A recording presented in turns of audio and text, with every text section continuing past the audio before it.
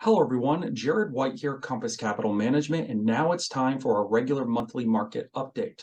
So, last month's call, I focused a great deal on the debt ceiling negotiations that were occurring in Congress. Many of you called me worried, markets were all over the place, and ultimately the fear was Republicans and Democrats couldn't come to an agreement and that the US, for the very first time, was going to default on its debt. As you'll remember, I put a very low probability on this because the negative ramifications that would occur here in our economy, but most notably all over the world, were just too great for either party to want to let that occur. So luckily, we were able to come to an agreement and we have pushed this conversation out for 2 years. So for the time being, this isn't anything that we're going to have to worry about for now. Okay. Number two, the Federal Reserve has finally paused its interest rate increases that we've been talking about since last year. The reason being, CPI, which is how we measure inflation, was at 9% in August of 2022. It's down to 4%.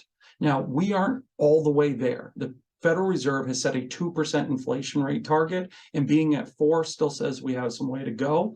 But the pause suggests that we're closer to the end than the beginning with these interest rate increases. And now, if we take a look at the economy, GDP is still positive and the unemployment rate is still under 4%. So it is possible that the Federal Reserve is going to thread this needle of being able to lower inflation without creating a massive recession here in the United States. Again, not out of the woods, but it's looking promising. What does a pause mean and what should you do going forward? Any of you who have been sitting in money markets right now have been able to enjoy higher rates than you've seen in the past, maybe somewhere around 3% or 4 and change. Well, now that interest rates have paused and money market rates are floating, we could be going into a situation where these rates start coming back down, especially if there is any sort of indication that the Federal Reserve could start lowering rates. So what do?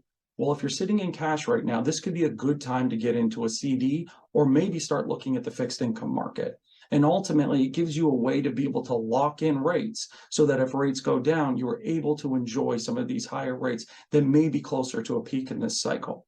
So if you have any cash and you want to discuss this further, please give me a call. I'm happy to walk you through some of your options.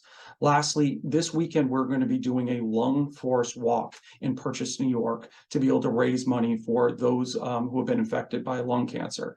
Now, many of you have already donated. We greatly appreciate it. If anybody else wants to, you can go to our website at www.compasscapitalct.com, and there's a place to donate right there. I hope all of that helps. In the meantime, please do not hesitate to reach out if you have any questions or if there's anything else I can do. Thank you and take care.